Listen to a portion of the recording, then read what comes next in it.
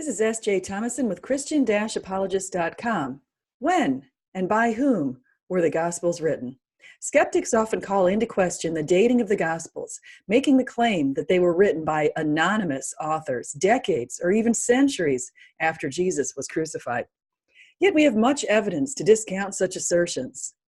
The names of the Gospels to whom the Gospels are attributed include two apostles, Matthew and John, one man who is believed to be a friend of the apostles, Paul and Peter, which is Mark, and another man who collected an orderly account for a person called Theophilus and traveled with the apostle Paul, which is Luke. Luke referred to himself in the first person, starting in Acts 16, as he documented his travels with Paul. Paul also referred to Luke in Colossians 4:14, Philemon 24, and 2 Timothy 4:11. Paul referred to Mark in Philemon 24 in his list of fellow workers, while Peter referred to Paul as his son in 1 Peter 5:13. Matthew is believed to be the former tax collector, while John is believed to be Jesus' beloved apostle.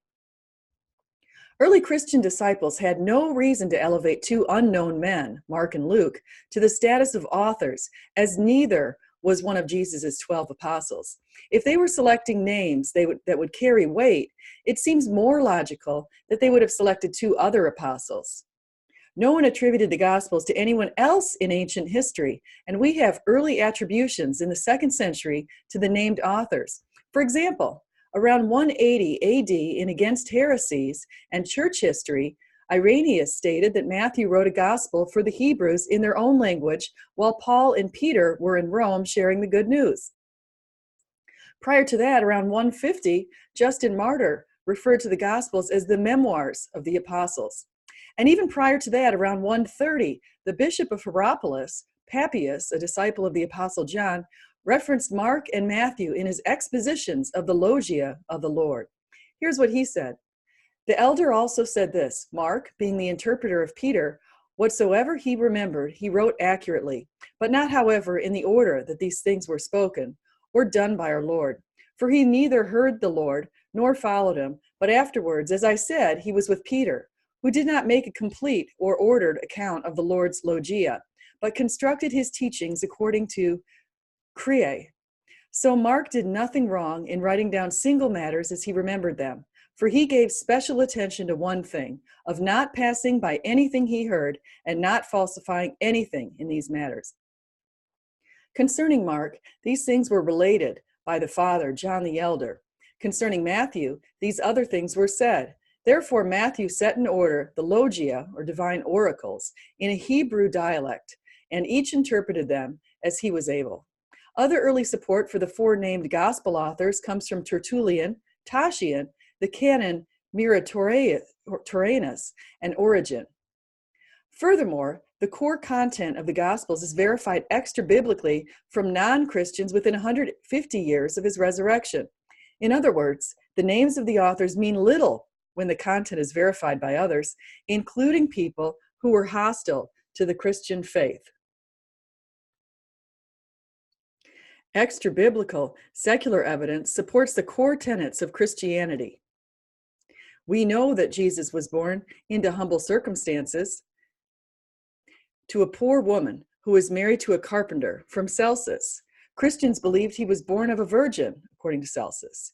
He was considered wise and virtuous, according to Josephus, and a teacher and king, according to Mara bar Serapion.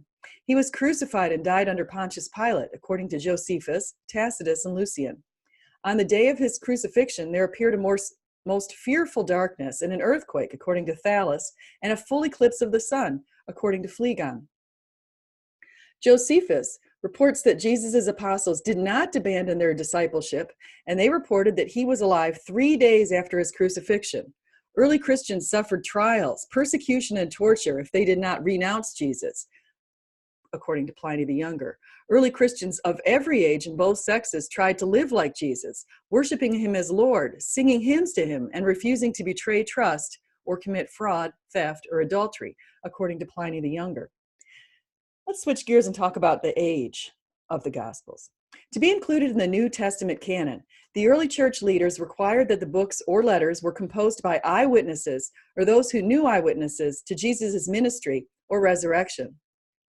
For this reason, the Gnostics and writings from early church fathers such as Polycarp, Justin Martyr, Clement, Papias, Eusebius, and Ignatius, which were written 100 or hundreds of years later, were excluded. From their extra-biblical Christian writings, we can also validate the content of the New Testament. For example, from Clement, we learn about Jesus' teachings, miracles, fulfillment of biblical prophecies, ministry, crucifixion, and resurrection. The attestation of authorship is significant, early, and geographically diverse, says Tim McGrew. He continues, we find it from all over, Tertullian in Carthage, Clement in Alexandria, Irenaeus in France, and Papias in Asia Minor. There is no rival tradition for the authorship of any of the Gospels. Skeptics agree that Paul's letters were written prior to his martyrdom, which occurred sometime between 62 and 64 AD, which is within the same generation of those living during Jesus' lifetime. Note that Paul's letters include 1 Corinthians 15, which is a creed believed even by skeptics to be written within 5 years of Jesus' resurrection. 1 Corinthians 15 documents the very early beliefs of Christians and their beliefs in Jesus' resurrection and divinity. Why would all 4 gospel authors exclude Nero's great fire in Rome in 64 AD and his false attribution of the fire to the Christians that followed if written after 64 AD? Why would all 4 gospel authors exclude the fall of Jerusalem and the temple in 70 if written after 70? Why wouldn't they want to include a fulfilled prophecy which offers even more support of Jesus' divinity? They offered other fulfilled prophecies throughout their texts, such as when Jesus prophesied about his own resurrection. Mark 14:58 says, we heard him say, I will destroy this temple made with human hands, and in 3 days will build another, not made with hands. John 2:19 says, Jesus answered them, destroy this temple, and I will raise it again in 3 days. Skeptics usually claim the Gospels were written after 70 AD. Why do they pick the year 70 AD? They pick that date because they realize that Jesus portended the destruction of Jerusalem and the temple in Mark 13 and Luke 21, which occurred in 70, and they doubt he could have done that. They doubt his divinity. In other words, they've selected post-70 dating based on their own faulty presuppositions. Yet internal evidence supports earlier dating. Why would Luke include the martyrdoms of Stephen in 36 AD and James the Greater, son of Zebedee, in 44 AD, but exclude the martyrdoms of Peter, James, Jesus' half-brother, and Paul in the book of Acts, if Acts were written after their deaths? Peter, James, and Paul were the main characters. Their martyrdoms are not even mentioned. They're not mentioned anywhere in the New Testament. Acts ends rather abruptly when Paul was waiting in prison in Rome in the early 60s. Luke documented leaders during the early church years, ending with Festus, who oversaw the final trial of Paul. Festus was the procurator of Judea between 59 and 62. Since Josephus, in Antiquities 20, 197 to 203, places the death of James, Jesus' half-brother, during the vacancy between the leadership of Festus and his successor, Albinus, we can estimate that James was martyred in 62 AD. Peter and Paul were martyred prior to 67 AD. Accordingly, it seems reasonable to assume that Luke wrote the book of Acts prior to 62 AD. Note that Luke wrote Acts after he wrote Luke, as he noted in the opening of Acts. About 50% of Mark's content is found in Luke, and about 90% of Mark's content is found in Matthew, suggesting the authors had some collaboration. Some scholars use this information to date Mark prior to both Matthew and Luke. Taken together with the ending of Acts by 62 AD, it seems reasonable to assume that Matthew, Mark, and Luke were also written prior to 62 AD, and quite possibly much earlier. Eusebius shares with his readers that before Matthew left for an extended leave from the Hebrews, most likely the Hebrew Aramaic-speaking Jews in Jerusalem and the surrounding regions, he wrote a gospel in Hebrew Aramaic and left it for them to have while he was gone. Therefore, Matthew's first edition of his gospel was written and published just before he left to spread the gospel to other lands. This very likely was after the Jerusalem Council in Acts 15. In Acts 15:6, Luke records the holding of the Jerusalem Council, and the apostles and elders came together to consider this matter. The apostles were not summoned from all over the world to attend this meeting. They were already there in Jerusalem. The decision was made that the gospel given by Jesus Christ did not include embracing circumcision in the law, but only faith in the Lord. Once this was settled, the mission to the Gentiles, to the remotest part of the earth by the 12 apostles, minus James, the son of Zebedee, the brother of John, who had died, after 15 years or so of filling Judea and Samaria with the gospel could begin. It is estimated by scholars that this council was about 49 or 50 CE. Therefore, Matthew, soon departed to go to other lands, would have published his first version of the gospel in Hebrew to the Christian Jews in Judea before he left in 49 or 50, according to Jones. The choice of wording that Paul uses in 1 Corinthians 11, 23 to 25 mimics the wording Luke uses in 22, 19 to 20 in his gospel. Yet Paul stated that he received this information while Luke recounted the event within the greater context of the Passion narrative.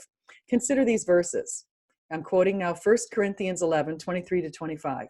For I received from the Lord what I also passed on to you. The Lord Jesus, on the night he was betrayed, took bread, and when he had given thanks, he broke it and said, "This is my body, which is for you. Do this in remembrance of me." In the same way, after supper, he took the cup, saying, "This cup is the new covenant of my blood. Do this whenever you drink it in remembrance of me." And then here's a very similar line from Luke 22, 19 to 20. And he took bread, gave thanks, and broke it, and gave it to them, saying, "This is my body given for you. Do this in remembrance of me." In the same way, after the supper, he took the cup, saying, "This cup is the new covenant in my blood, which is poured out for you." A final line of argument refers to Caiaphas, the high priest who demanded Jesus' crucifixion. Mark 14:53 referred to him as the high priest, while Matthew 26:57 to 75 said he was named Caiaphas, the high priest. Since Caiaphas died in 36, this line of argument suggests that Mark may have been written when it would be known that the high priest was Caiaphas, so he didn't need to be named. If Matthew were written later, he would need to specify the particular high priest. John 11:49 also named Caiaphas. He said, "But one of them, Caiaphas, who was the high priest that year." This suggests that John was looking into the past when he wrote his book. In conclusion, we have an abundance of reasons to support the validity of the Gospels and the New Testament more generally. Earlier dating of the Synoptic Gospels and the names of the authors to whom all four Gospels are attributed are also evidenced in ancient writings. Sorry, Bart Ehrman, but you've lost again. Thank you so much for spending your time here today with me. I really appreciate it. Now, please like, subscribe, and feel free to come again. I'd love to see you again on my channel. Bye-bye.